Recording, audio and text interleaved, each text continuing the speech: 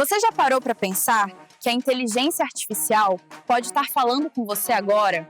Ela cria imagens, conversa, até escreve por nós. E se a comunicação fosse repensada com a ajuda da IA? É isso que o Econ vai discutir. Tecnologia, criatividade e o futuro da comunicação. Será que a inteligência artificial vai transformar tudo? No Econ 2025, você vai descobrir.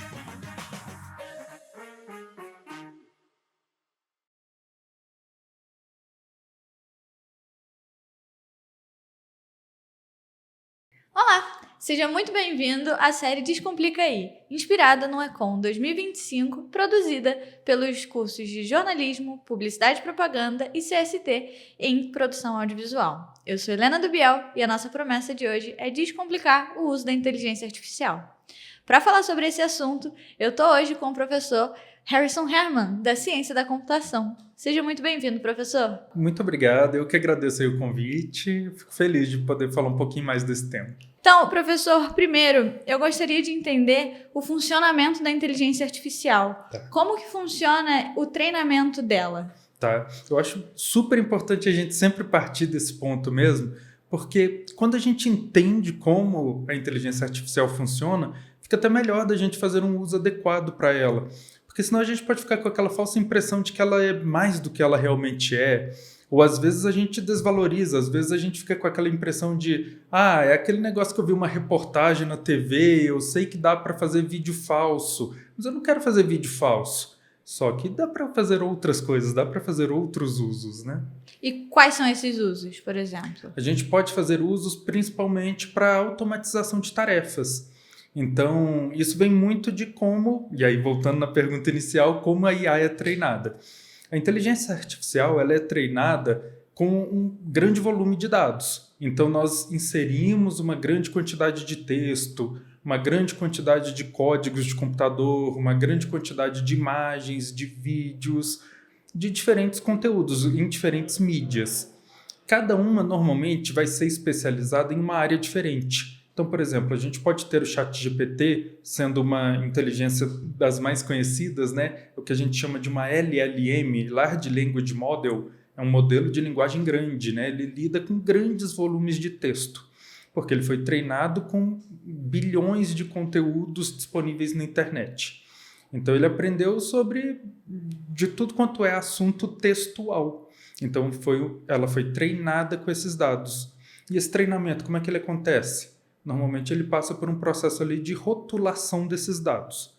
Então, normalmente em uma inteligência artificial, quando a gente fornece os dados para aprendizado da máquina, a gente fala, olha, nesse conjunto de dados aqui, a gente tem esses metadados, tem essas informações que resumem o que tem aqui. É como se fosse uma hashtag que a gente coloca numa publicação.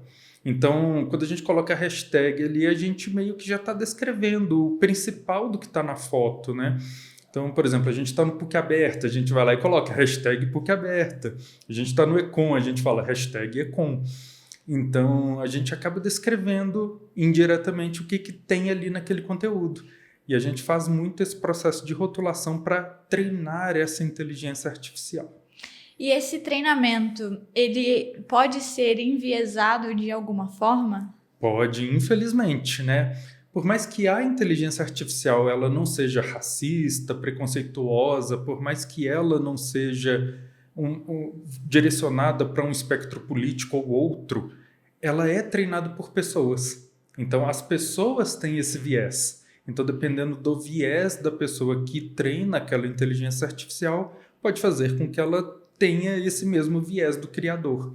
Então, se a pessoa só treina ela com dados que já são apenas amostrais, né? Eles não mostram a realidade toda, é só uma parte da informação.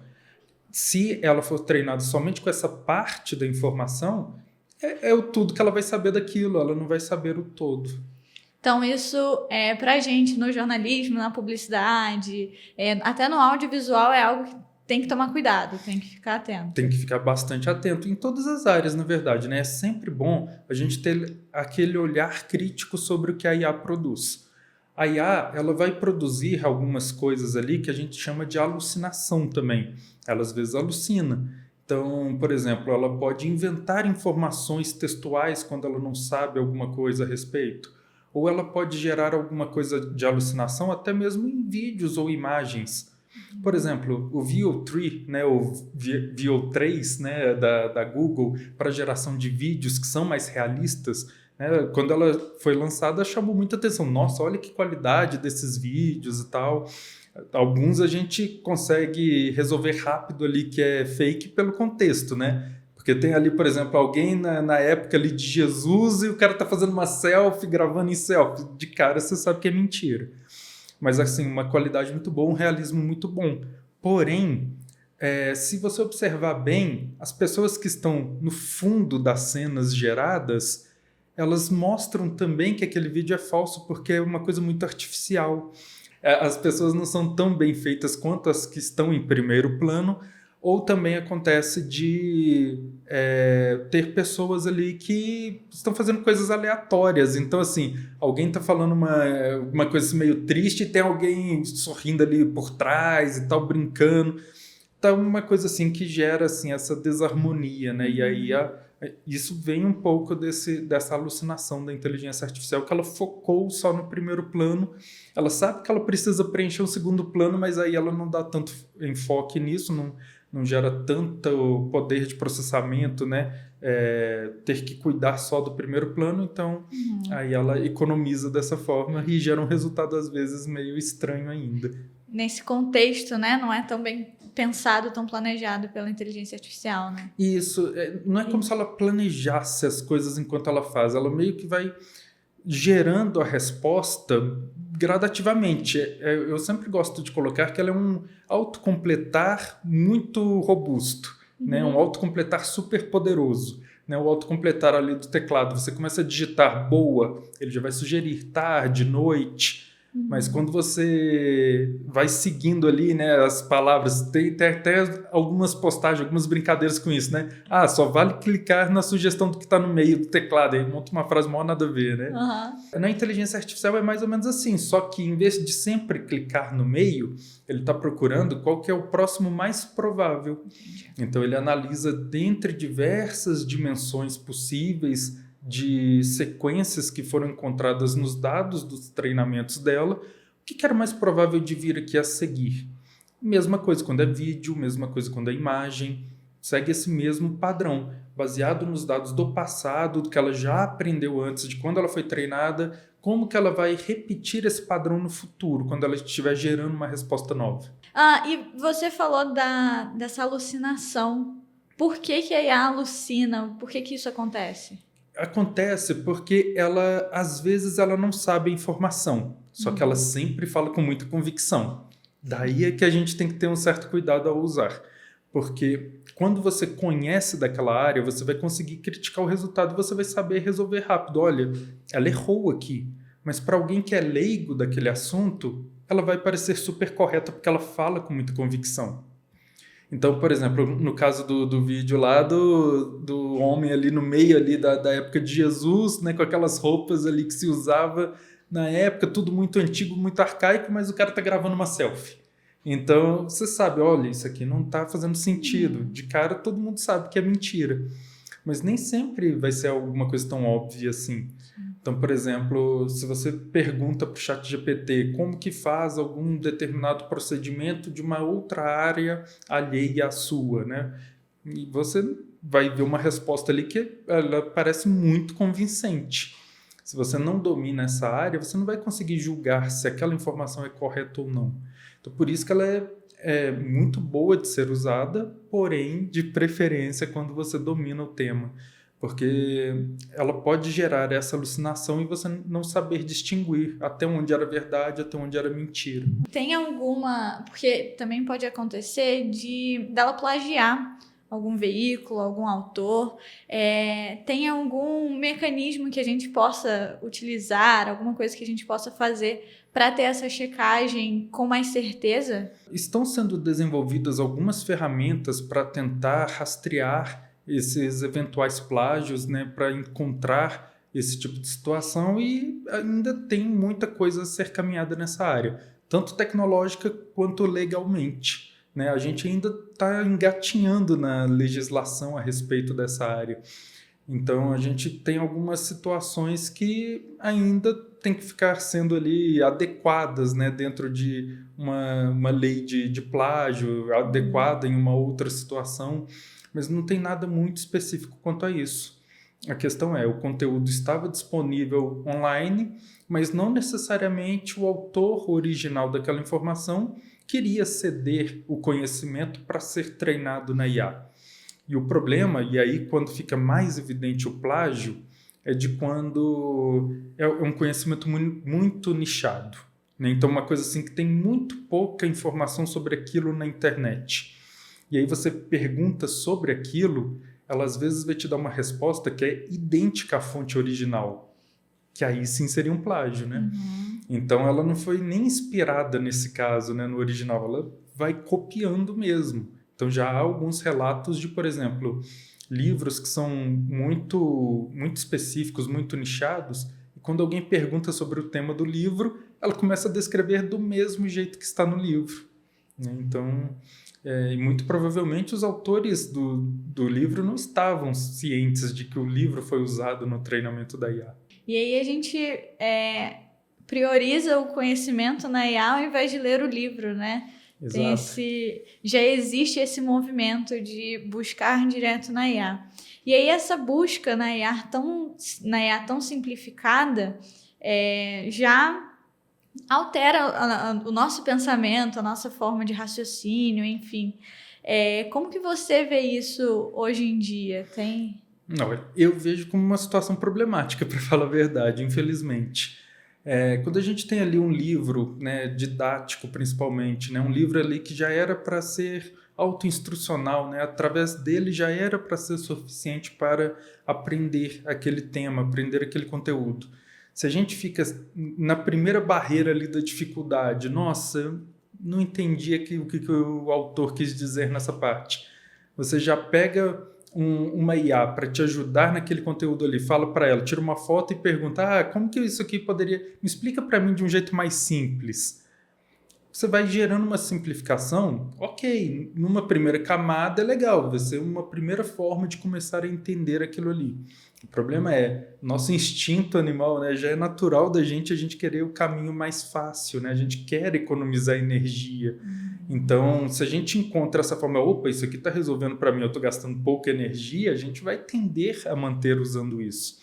Então, se a gente vai sempre por esse caminho da simplificação, a gente fica realmente deficiente naquele aprendizado. Então, isso vem até daquela parte que eu estava dizendo de ser crítico quanto ao resultado. Você não vai saber criticar se ela te falou tudo que era necessário. Ela simplificou, beleza, mas esse simplificar quer dizer que tirou alguma informação que era importante? Então, justamente por estar no processo de aprendizado, você não vai saber dizer isso. Então, caso a pessoa venha usar primeiro uma simplificação assim pela IA, é importante que depois ela volte, então, pelo livro para tentar continuar lendo pelo livro, porque para entender de forma mais abrangente, mais completa o conteúdo. E esse movimento de buscar no livro ou de revisão, você tem percebido esse movimento hoje em dia? Não tem percebido? Qual que é a sua percepção nisso? E como que isso impacta nos profissionais de hoje? Você fala quando a IA busca do livro? Não, quando a gente busca, sabe? Essa checagem. Sim. Essa Olha, informação. é um ponto sensível também, porque muitas vezes a gente percebe que muita gente começou a fazer a busca direto na IA mesmo. O que é um grande problema por vários aspectos, não só por esse aspecto de que a IA pode ter viés, a gente não sabe, é uma grande caixa preta, a gente não sabe com quais tipos de dados ela foi treinada. Então a gente não sabe se ela conhece o todo de um determinado cenário ou se ela conhece só parte. Então tem esse problema quando a pessoa começa a buscar por ele, ao invés de buscar por fontes mais consistentes como um livro, como um jornal reconhecido ou algo do tipo, porque tem gente por trás daquilo ali, daquela produção, né? Teve muita gente, não só o próprio autor, mas teve uma redação, teve uma edição, tem um monte de gente avaliando aquele conteúdo. Quando é um livro, quando é um jornal, ou alguma outra fonte assim mais tradicional. Mas quando é na IA, a gente não sabe se ela foi treinada com um dado que veio de um blog, que veio de um post numa rede social, que não tem nenhum tipo de auditoria sobre aquilo ali, não tem nenhum tipo de revisão. Então, é bastante problemático por esse lado, além da questão ambiental.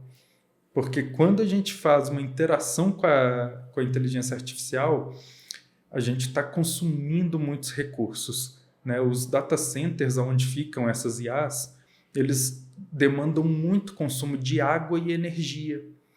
Tanto a água quanto a energia vem da refrigeração desses servidores, né? Então, o problema é, por mais que a água tenha o ciclo dela, né? Ela está evaporando ali do data center, vai condensar numa nuvem, depois vai chover, só que ela está sendo retirada de um lugar e pode chover em outro, né? Não é controlado que vai voltar para aquele mesmo lugar. Então, há essa preocupação ambiental envolvida hoje, e às vezes a gente está gastando esses recursos por uma coisa que a gente poderia simplesmente estar buscando num mecanismo adequado de buscas, né? Então, num mecanismo adequado, a gente teria muito menos gasto de recursos hídricos e energéticos, além de gerar um resultado mais certo.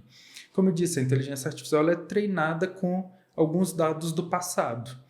Esses dados do passado, eles têm que parar em um ponto para ela ser treinada, então ela não vai ter dados recentes, né? Então, aí quando a gente quer fazer uma busca de alguma notícia recente, a gente joga na IA, além do gasto energético, a gente vai ter o problema de não trazer o resultado adequado. Ou se trouxer algum resultado, talvez vai ser uma alucinação. Como diferenciar?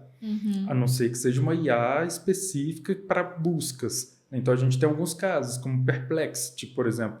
O Perplexity AI é justamente para fazer uma busca em fontes atuais. Então, ele faz uma raspagem ali da internet, um web scraping, busca de diversas páginas que tratam daquele assunto que você buscou, e aí ele faz um condensado dessas informações, trazendo as devidas referências. Mas nem toda IA vai ser com esse propósito. E mesmo as que são, como eu disse, vão ter um impacto ambiental. Essa atualização de dados no Perplexity que você citou, é feita diariamente? Como é? Como ele faz uma busca em tempo real, ele pode ter dados muito, muito recentes, porque ele usa mecanismos ali, ele tem um robozinho que vai buscando, olha, ele faz uma indexação das páginas, como o Google faria mesmo. Então ele começa a procurar, olha, quais páginas surgiram agora falando desse assunto aqui.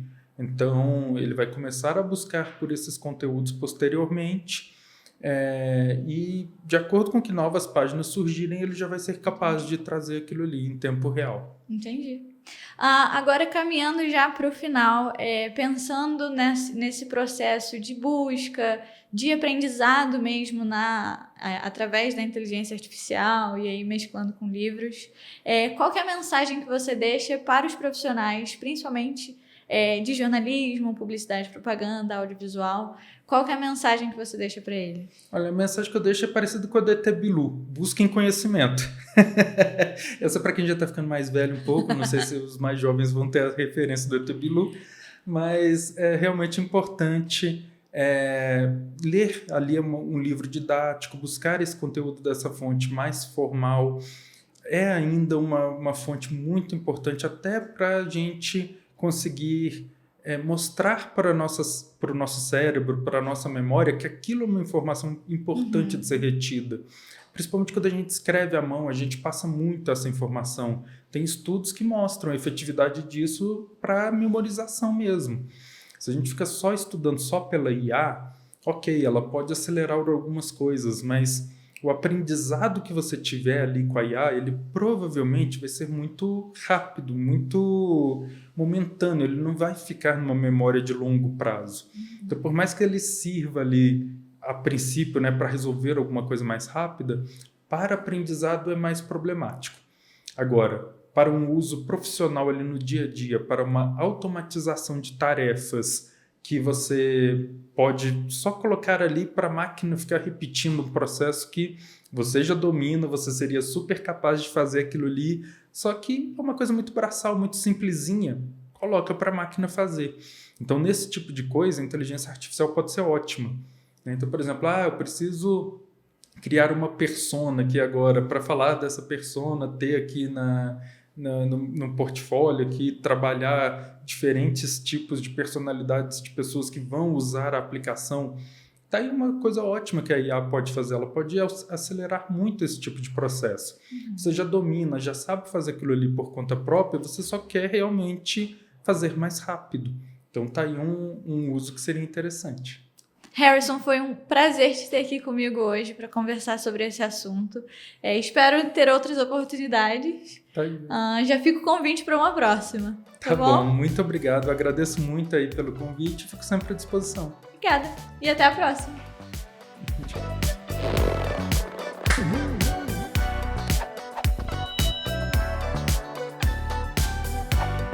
O Te Complica Aí é gravado e produzido no Estúdio Lab, com a apresentação de Helena Dubiel e edição de Júlia Romão.